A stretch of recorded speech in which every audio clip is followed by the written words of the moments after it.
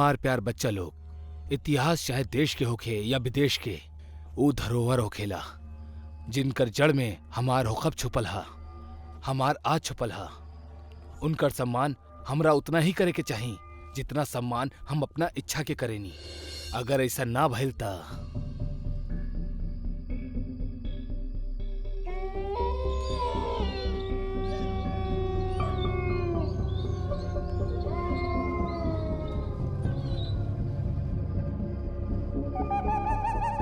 यार, जाने काहे हमरा के ऐसा लग रहा कि हमने के किला में न जाए के चाहिए, कुछ गलत हो जाई। अबे ओ फट्टू, तू ही तो 3 पत्ती खिलत हुए शर्त लगौले रहला कि तू जितबा ता हमनी दोनों के आधी रात में ई फोर्ट पे बैठ के पिलई बा। अब जीत गइल बाड़ा तो पार्टी देवे में फट रहा तोहर। अरे यार, पार्टी देवे के लिए मना न कर रहल बनी, ई किले में जाए से मना कर रहल बनी। हमार मना हमने अपन कार में ही बैठ के पी लिहल जाओ। सुन, अगर तोहरा इतना ही डर लग रहा बा तो तू यही खड़ा रहा और घर लौट जा। हम अंदर जा रहा बानी, चला। अरे यार, तू दिनों बिना एक नंबर के जिद्दी बड़ा। तू दोनों से अलग रह के का हम अंडा देहब? ये भइल ना बात, आवा। अजय के छठा इंद्री ओकरा के सही संकेत दे देले रहल, लेकिन कहेले ना, जब मौत के आवे के होखेले ना त इंसान चाहे कितना भी कोशिश कर ले, इंच भर दूर ना रह पावेला। और उ तीनों तो ओकर करीब चल गए रहले। कमाल के किला बा यार, एकरा देख के तो पहली बार सरकार के नमस्कार करे के मन कर रहल बा। काम मेंटेन कर ले बा भाई, जरा भी गंदगी नहीं खे। यहिजा गंदगी फैलाओ सख्त मना बा, गंदगी फैलेला पे दंड दिहल जाई। त ई कारण है सफाई के। कोनो बात ना, हमरा पास कुछ पॉली बैग हा, हम अपन कचरा उहे में डाल ले हब। अबे ओ, हम एजा मस्ती करे आयल बानी और मस्ती संस्कारी बन के ना करल जाला। जौन होई होके दा, बाकी सरकारी नौकर तो होइबे करी। सुबह साफ कर दी, चला माहौल बनावल जाओ। जिंदगी के एक बात गांठ बांध ला बच्चा लोग, यदि तू देश के स्वच्छ रखल चाहेला ना तो ओमे केवल सरकार के ही ना बल्कि देश के हर एगो नागरिक के भागीदारी होखेला।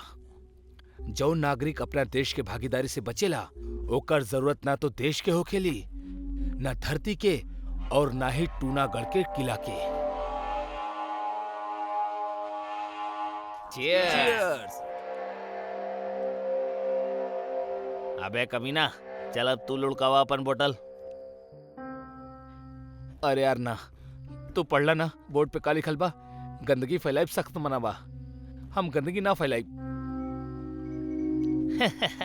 अबे फट्टू साला, डरेला कि कहीं एकरा के केहू पकड़ न ले। फट्टू हे, हम फट्टू ना बानी रे, परू बोर्ड। अबे चला ना, अब सफाई मत दा। तू फट्टू बाड़ा तो बाड़ा, हम फट्टू ना बानी। तू दोनों बोतल उड़कोले रहला ना, ई देखा हम का करता नहीं। हमो कर सके नहीं सब, ई देखा और देखा, देखा एकरा। ओ अहंकारी आदमी, तू और तुहार दोस्त मिलके एक किला के नियम के भंग कैले बाड़ा। यही जा कदम कदम पे लिखल बा कि यहाँ गंदगी ना करे के, तो काहे कैला? ई का हो रहल बा यार? और ई मूर्ति बात कैसे कर रहल बड़ी? अरे चलत कैसे बा यार? अबे हमार तो कुछ समझ में ना रहल बा, लेकिन हमार समझ में सब कुछ आ चुकल बा। टूनागढ़ के किला में गंदगी फैलौला की वजह से तू सबके सजाए मौत मिलेली।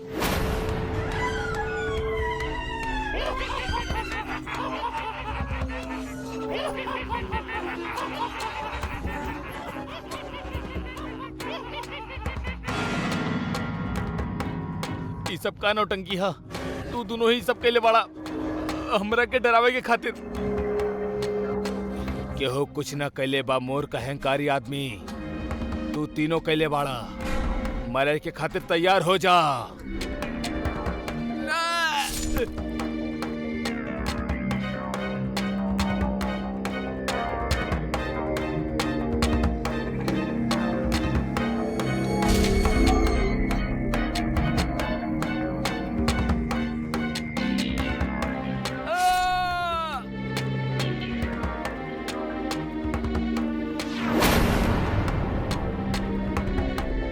नाना, हमरा के मौत के दंड ना मिली, हम ना मरब। हम साफ कर देनी, सब साफ कर देनी। ना नहीं ना हो सकेला।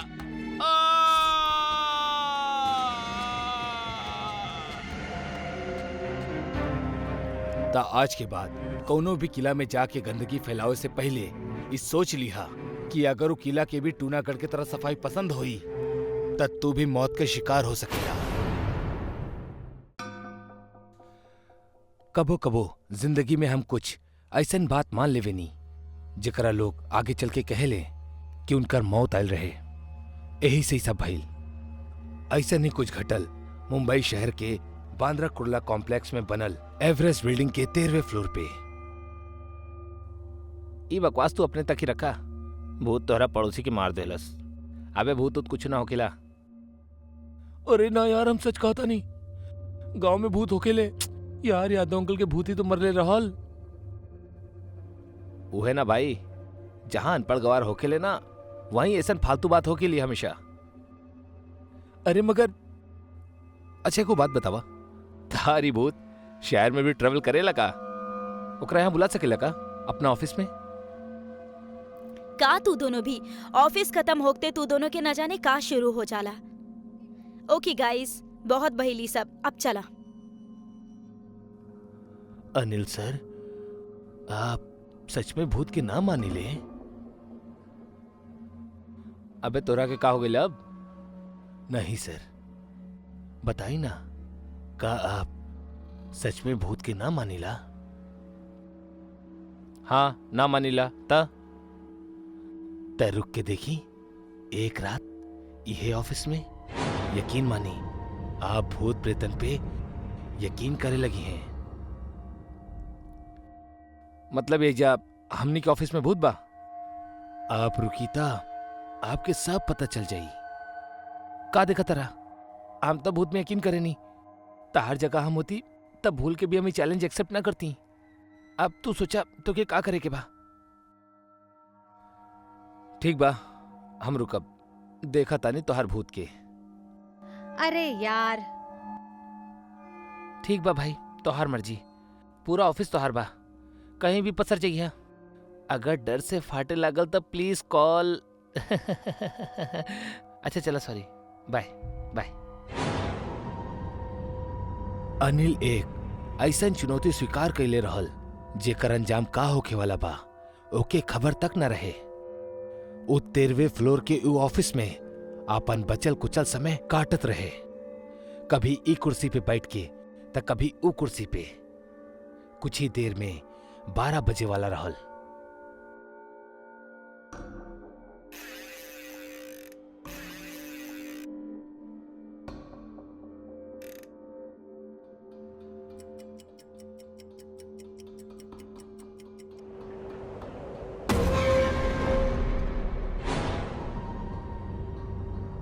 ई विजय तो विजय, साला चपरासी भी कमी ना बा। बेकार ही ई चैलेंज ले लेनी। इतना बड़ा ऑफिस में था, क्यों भी रात में अकेला हुई तो डर जाई।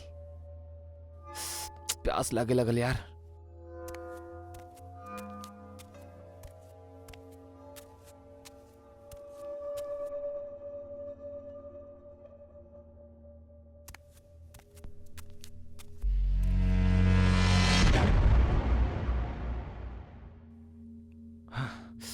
दो पैग लगा ले हब तो सारा डर निकल जाई।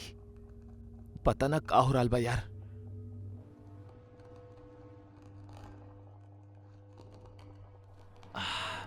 अब मजा आई।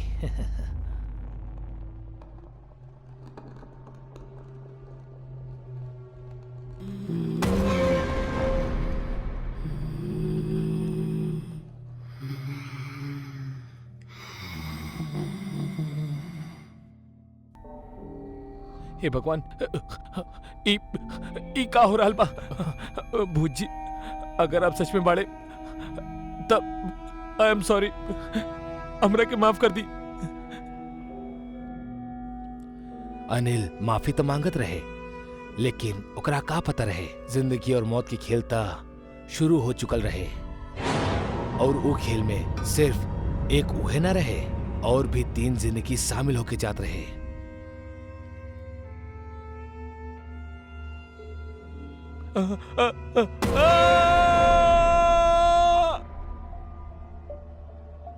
अनिल, अनिल उठा। इट्स मी यार, उठा अनिल। हम प्रीति, देखा विजय और बाबू भी बाड़े, संभाला अपने आप के। सॉरी यार, हमनी के ना पता रहे कि तू शेर के खाल में खरगोश बाड़ा, इतना सा नौटंकी से डर गईला। एनीवेज, हमनी तोहार अप्रैल फूल बनावत रहनी। अरे अरे सॉरी बोलनी ना यार, माफ कर दा। इट्स ओके वगैरह कुछ तो बोला। अरे तू पीछे का देख रहा बड़ा?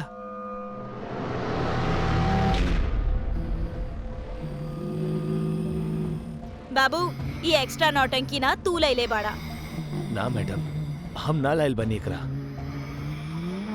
के बड़ा तू? हम भूत बानी।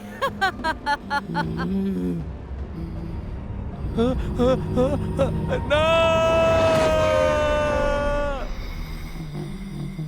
ई कहानी सीखा ऊ लोगन के खातिर जे भूत प्रेत के ना मानी ले, और ई कहानी सीख बा ऊ लोगन के खातिर जे अपना मजाक के खातिर केहू के साथे कुछ भी कर जाले। यही से हर मजाक सोच समझ के करे के चाहिए, और खासकर अप्रैल फूल वाला मजाक, काहे कि भूत होखे ले।